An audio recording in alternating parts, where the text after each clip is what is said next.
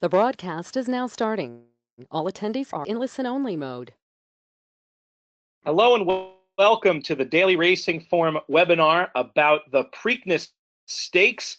This one is sponsored by the Maryland Jockey Club. Lots of interesting guaranteed wagers for Friday and Saturday at Pimlico. On Friday, a $300,000 guaranteed late pick 5 starting on race 7. There's a $300,000 middle pick 4 starting on race 8.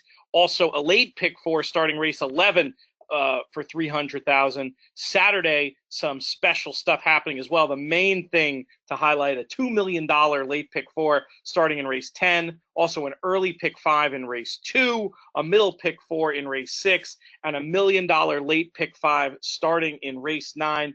Lots of good wagering opportunities. We won't be talking about those full cards. We're too early in the week, but we will be talking about the big one, the centerpiece, the Preakness Stakes. And I have with me to do just that, two returning guests off an acclaimed appearance 2 weeks ago for the Kentucky Derby. First off, we have the national handicapper from Daily Racing Form, Mike Watchmaker. Mike, how are you tonight? I'm well, Pete. How are you? Hi, Andy. Hey, Mike. Doing great. And that other voice you hear, the best-selling handicapping author of all time, and still the man in charge of his eponymous figures, Andy Beyer. Andy, what's up? Who acclaimed us? Which three friends of ours stepped forward? Yeah, I was impressed. You know, I'm the email on the they ask for feedback and they send to me, and there were a lot of comments. People were particularly amused, Andy, by some of your comments about jockeys. I'll just throw that out. I'll try to be on my best behavior this evening. We have had a lot of questions come in already, and most of them center around the weather. We have an extremely wet forecast for the next few days, and there's been a few specific things people wanted to know. First and foremost, Andy, I'll start with you. Do you feel like there'll be any horses in this field particularly advantaged or disadvantaged by the wet track? Well, this is a rare case where the wet track would seem to be relatively a non-factor in handicapping, since the only horses who really count in the Preakness are coming off a sloppy track at Churchill Downs. So, I mean, there's kind of no, there's kind of no big unknown factor. I mean, unless anybody out there is worrying about how Quip will handle the slop. Mike, any particular thoughts by you of any horses that might be suited or ill-suited? Well, I agree with most of what Andy just said. I mean, we know that Justify and Good Magic can handle wet racetracks. I mean, at least they, won't Justify won on a muddy racetrack at Santa Anita, but, a sloppy seal racetrack at Churchill Downs is going to be different from a sloppy or muddy racetrack at Pimlico. I mean, they are different racing surfaces, and not all wet racetracks are considered are equal. I mean, they're different.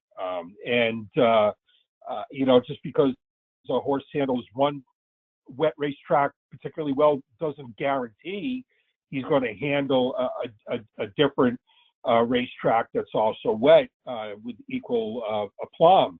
I think what we really have to do in the next couple of days is to watch and see how Pimlico is playing, because it with the weather forecast, it looks like the track's going to be wet throughout the period. And if a big bias happens to rear its head on Thursday or Friday, it could be the kind of situation where there's nothing the track superintendent can do to get rid of it. And so I think it's incumbent upon, all horse players who are interested in playing Pimlico, especially for the big cards on Friday and Saturday, to really pay attention to see if there's a bias in play. Now we did have a wet track on Sunday, and I would say in the week that Pimlico has been open, it certainly has not been there's certainly been no notable speed favoring bias for those, for those who, have that image of Pimlico in their mind. And in fact, on the, the wet track on Sunday, more horses were coming from off the pace. But it's sort of, it's sort of hard for me to imagine that given the fact that we have two horses who are just tons better than the rest of the field, that the track condition is going to be an appreciable factor on Saturday. Putting the Preakness aside, though, Andy, are there any historical trends in terms of how Pimlico plays when there's moisture, or is it like so many tracks that it just depends on the time? It can liven up a rail, it can kill a rail, just depends. Yeah, historically, Pimlico had a reputation as a speed on the rail track, and conditions like that can certainly arise when it's wet, but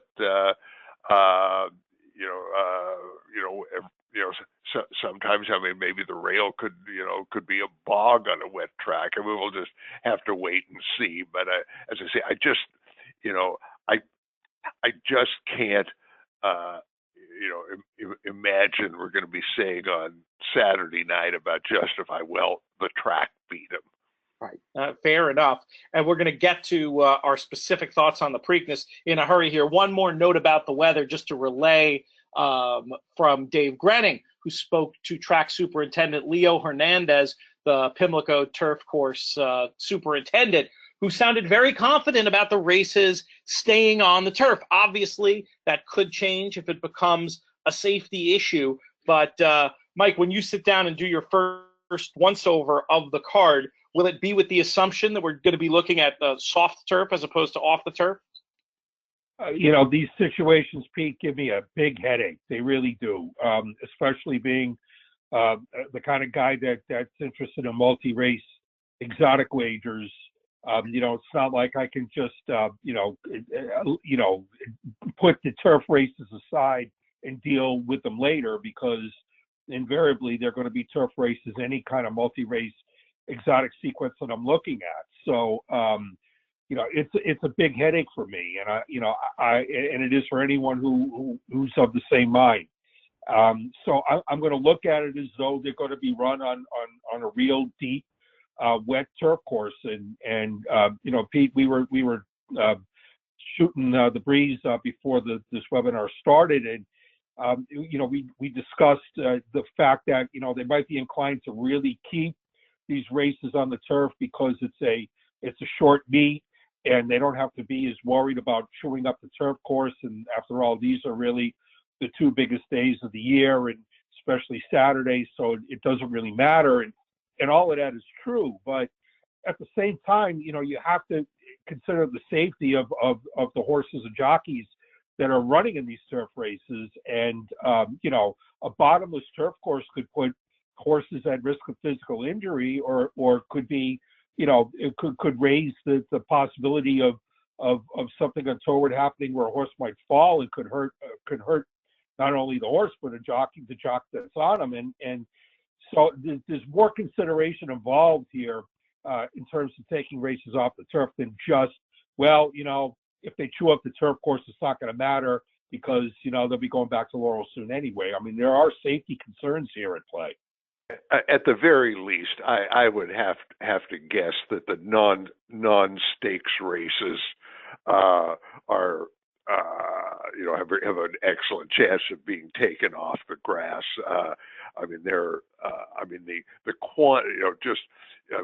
The forecast is for days of rain.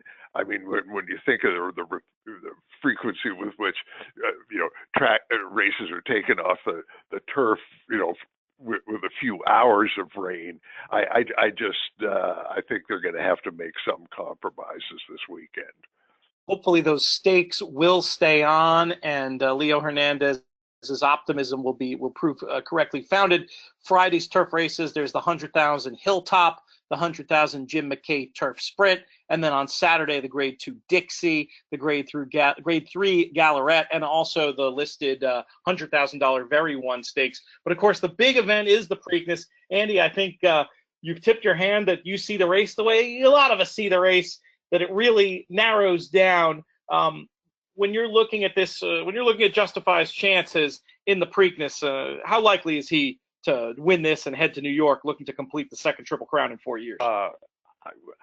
I think there's a high likelihood that he's really going to give a much better looking performance in the Preakness than he did in the Derby. I think Mike and I having read Mike's post race analysis, I think we're on the same page on this. I mean, the Justify's final time and his margin of victory don't reflect how good he was at Churchill Downs, just because of the fast pace that he had to deal with. The 22 and change first quarter is let's say extremely fast by historical standards at Churchill, and that pace was over a track that was much slower than Churchill Downs usually is. I mean, I went back and looked at the races, the historic derbies where the first quarter was run faster than was it 22.4 that was recorded on the Derby, and there were 5 races with faster quarter miles. In every one of them, the speed collapsed, and in every one of them, the winner came from 9th place or farther back. I mean, it's an old scenario at Churchill of hot paces creating a total meltdown. Well, obviously, Justified didn't melt down. He just kept on going. I thought it was a tremendous effort. Mike, what do you think Good Magic's chances are of turning the tables on Saturday? Very slim. Again, there's not a heck of a lot to say in here, and I actually, in the column that I wrote for Saturday's paper, which is up online now, it really is very much a 2-horse race, and Justified towers over this field, and Good Magic towers over everybody else, and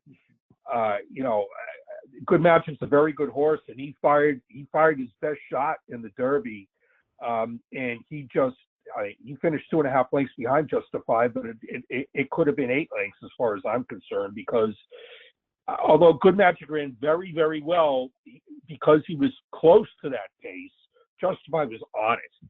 And Justified just bounded away from Good Magic. I mean, he won like a horse that was looking for more to do.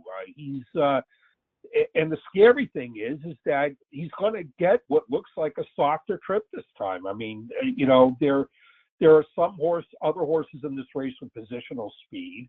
The only other horse in this race with, I think real serious early speed is Quip, and he has common ownership with Justify, and Quip, I think, is going to do everything that Justify does. And now Quip's hand was forced a little bit by drawing the 1 hole, but if Justify wants the early lead, then Quip's going to sit. If Justify wants to sit, then Quip will have the early lead. I mean, so I just think the pace is going to be different and much more forgiving this time, and I just think that makes Justify all the more formidable. Where do you stand, Andy, with Good Magic? Well, I'd never been a fan of his, even when he won the Breeders' Cup Juvenile. He had going into the Derby, I thought he'd had pretty soft trips in all his races, win and lose. But I thought his Derby was good. I mean, he did, if you just watch watch the race with the eye and not looking at the teletimer, you say, okay, you know, he's in pretty good position sitting behind the speed, but he was proximitous to that very hot pace, and you know, none of the closers picked him up. I think, you know, I mean, it really kind of goes against Chad Brown's normal MO to wheel this horse back in 2 weeks. So I mean, I think his very presence at Pimlico is a positive sign, and so he's going to run an honorable second. Well, Pete, can I just add something to it? I mean, while it's absolutely true that Chad Brown doesn't do this very often, running horses back in 2 weeks, I mean, he said immediately after the Derby that Good Magic is not a Belmont Stakes horse.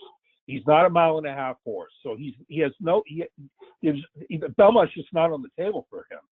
So if you take the Belmont out of the picture, well, what else is he going to do with this horse? I mean, you know, he could lay him up, but why not run him back in 2 weeks and take a shot? Because it's probably not going to take anything out of him for what he's going to do down the road anyway. It's a reasonable idea. It's almost like a free roll, and then after this would have the opportunity for whatever the summer/fall campaign is going to be. One thing I couldn't help notice about Good Magic, and I was, you know, as an intellectual exercise trying to make the case, I do sort of like the idea that on the Beyer figures, he seemed to cycle back to his best figure as a 2-year-old. It does seem like Brown brought him along slowly. Is there a case to be made, Andy, that he could be ready for a move forward just looking at the pattern of his speed figures? I don't know. I mean, his lifetime best with a very good trip was still not as good as Justify's lifetime worst figure. So I'm not looking for a way to make you know, a case for Good Magic on the figures, and I just have a feeling, and maybe this is just my, you know, personal hope, because I want to see, you know, Justify really come out and emerge as a, you know, a really great horse. I have a feeling this could just be an explosive performance for him, that he's going to just step up and you know, run a blockbuster number. I mean, I don't know, but you know, a lot of times, you know, horses, you know, coming into the Preakness in the smaller field with less pace pressure, you know, just do run big races in the, you know, in this second leg of the Triple Crown. I'd like to see it from him.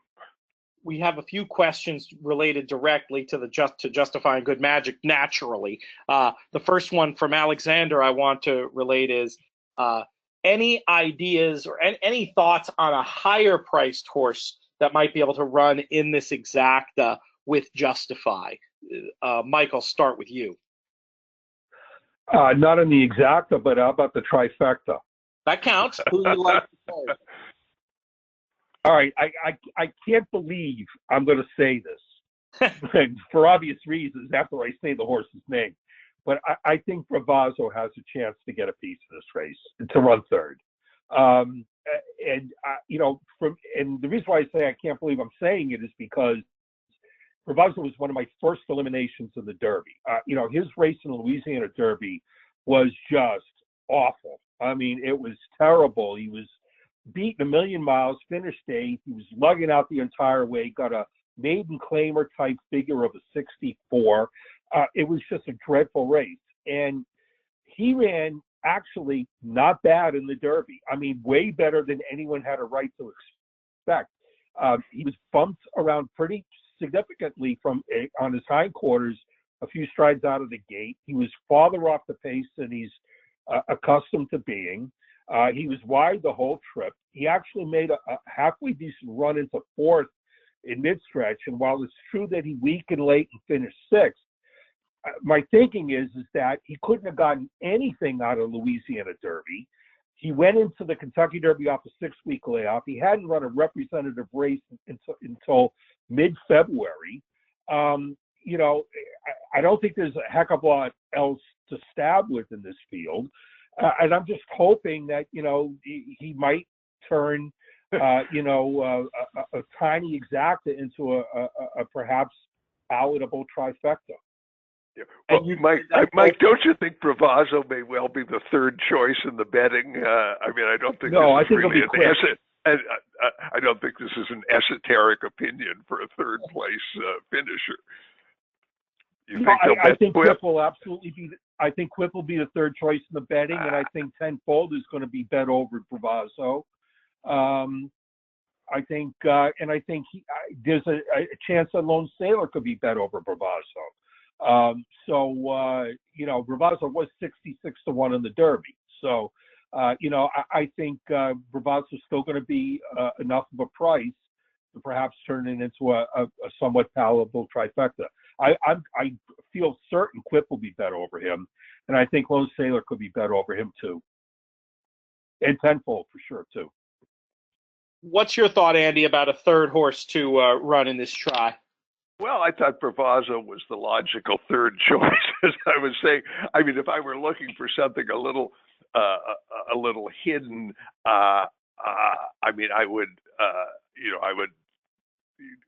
throw Sporting Chance in there. Not that this is that much of a horse, but he really did have a tough trip in the Pat Day Mile at Churchill, and nobody here is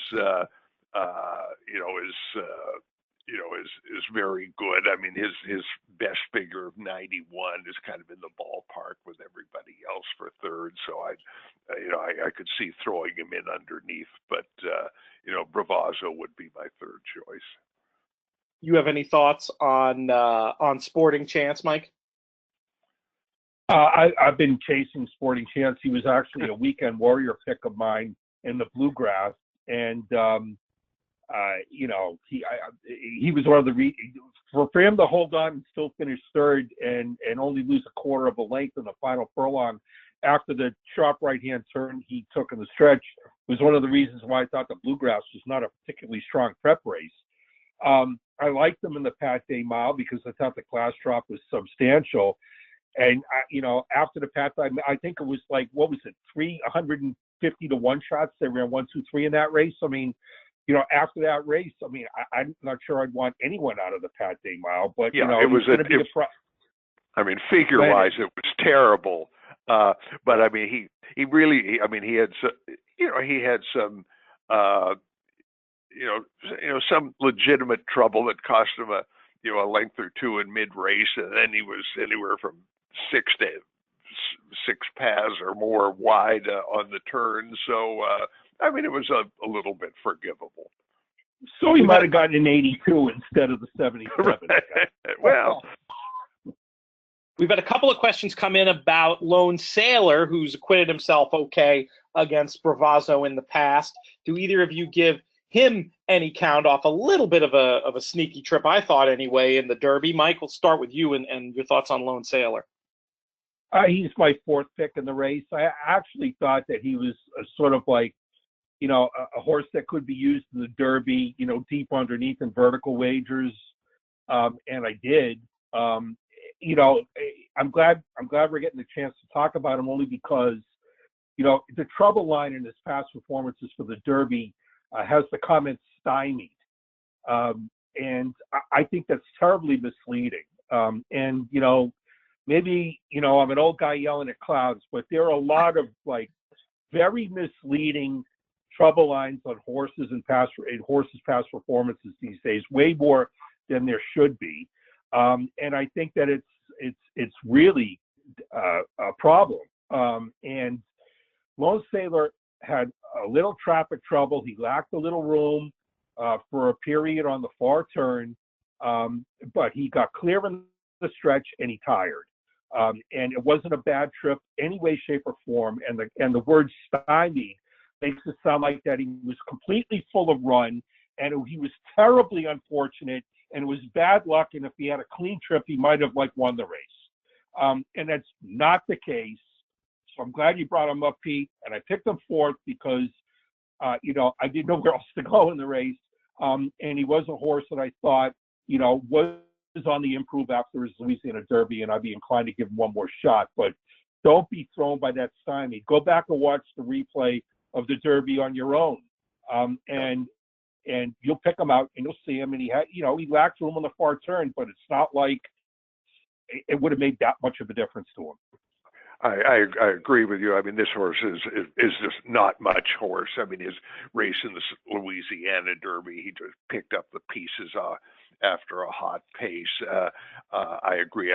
He had a soft trip last time. I would say, and I don't want to be, point my fingers too nastily, but the misleading comments in the charts do abound in the Kentucky races.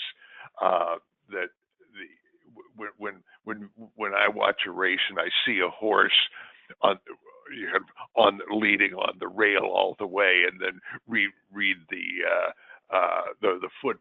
footnote saying he was 3 wide or 4 wide because turning for home he angled off the rail a little bit. There's a lot of stuff, just like this stymied comment, which I think is very misleading, to people who are just relying on the printed data. A couple other questions about the favorites. Somebody wants to know if either Justify or Good Magic show any signs of bouncing potentially back this quick. How can you tell? How can you predict? What do you look at when you predict if a horse is going to bounce?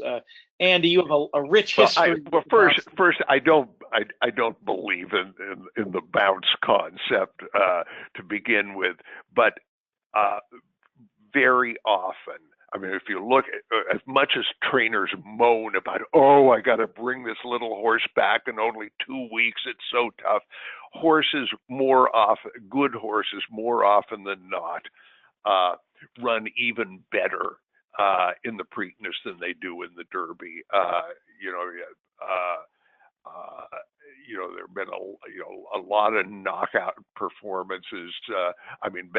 Baffert, all of Baffert's Derby winners have come back to win the Preakness. I mean, this is not a concern, and as I say, I think both these horses, figure-wise, may well run, better than they did at Churchill Downs. Mike, Tom wants to know if the Justify Good Magic Exacta will pay over or under $3. I'd say a little bit over.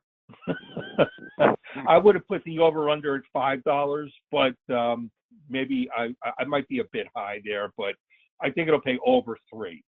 If that's exciting to you, have at it.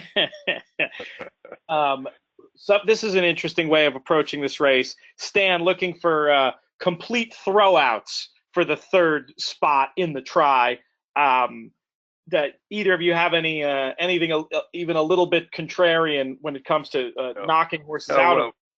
Well, we can start with Diamond King, who doesn't really belong in here, and but after that, I don't know where you would put a big X. I'm no fan of Tenfold. I thought he had a pretty soft time of it in the Arkansas Derby, sitting just off a slow pace, and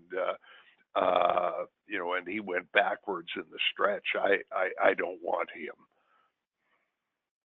Trifecta toss-outs for you, Mike? I think Andy focused on two good ones there to be tosses. I'll be a little bit. I mean, I don't like Sporting Chance, and I'm going to be a little bit more aggressive, and I'm going to say I don't like Quip. I mean, whatever trip that you want to put out for Quip. I mean, if he makes the lead, he's going to have Justify breathing down his neck, and when Justify blows by him, it could take the heart out of him. Or he's going to be chasing Justify, and when Justify turns it on, he's going to have the oxygen sucked out of him. And either one of those scenarios makes him very vulnerable for minor rewards, I believe. So, and he's the horse that I really believe is going to be third choice in the betting. So I'll be a little bit more aggressive, and I'll go a little bit more on the limb. Unlike Andy, who gave you the obvious Diamond King, and I'll say Quip is a toss for trifecta purposes. We've touched on this, but it's a great place to wrap up as we're running out of time here. If there's one betting pool and one bet that you envision making on this year's Preakness, what will it be? Mike, I'll start with you. Oh, I don't have a good answer for this, Pete. I mean, it's one of those races where, it's for a lot of people, it's going to be more fun just watching it instead of actually betting on it. And there's nothing wrong with that, but you're going to have to try and make something out of it. I mean, that was like the crux of my column for Saturday. Whether it's in multi-race exotics and you just take Justify as the bingo free space and play for surprises in the legs that surround this race, or if you're trying to make a cold trifecta and try and get a horse like Bravazzo up the third, I think those are probably the best ways to approach it. It's not a great betting race, but it's certainly promises to be a very entertaining race. Surely, I always feel I have to have some kind of a bet on a race like this, and one or two, just one or two cold trifecta combinations is probably about the most creative thing I can muster. All right, that's all the time we have. I want to thank Andy Beyer and I want to thank Mike Watchmaker. Also want to thank our sponsor, the Maryland Jockey Club. Just a reminder, Friday, the real pools to highlight. Lots of good stuff going on, but late pick 5 on Friday, starting in race 7, $300,000 guarantee. On Saturday, a $2 million late pick 4 starting in race 10. Check those out. Check out the Preakness. Hey, here's a thought. Here's a bet you can make. Buy your tickets for the Belmont Stakes before the race, knowing they'll be worth a lot more if Justify wins, rather than taking the 40 cents on the dollar. There's my 2 cents for wager. Thanks again to everybody who tuned in. If you came in part way, which I noticed a lot of people did, you can catch a replay, drf.com/YouTube. I'm Peter Thomas Fornatale, and you've been watching content produced by drf.com.